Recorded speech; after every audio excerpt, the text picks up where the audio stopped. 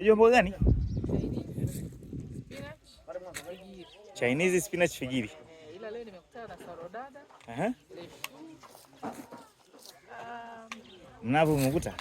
Mnavu na ujua. Lakini mnavu pia zipo za aina mbili. Kuna mwembamba na mpana.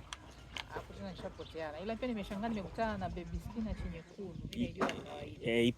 Ipo green lakini ipo red.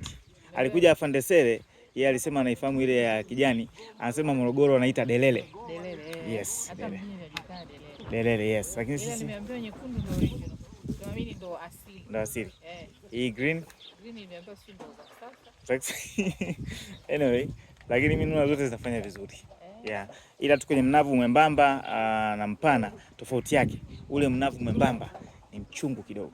Mpana sio mchungu. Una ladha. Kwa kama upendi vitu vichachu ni mzuri. Lakini mnavu mwembamba wanashauri sana hata watu wa sukari wa pressure utumie.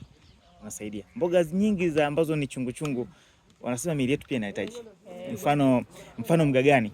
Unaweza ukawa unakula hapo ukasema hii mboga mbona ni chungu ni chachu, lakini kumbe miili yetu inataka hiyo mboga.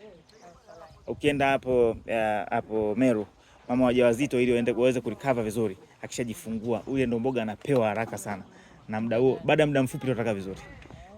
Mgagani hiyo inaitwa spider plant cooking grace.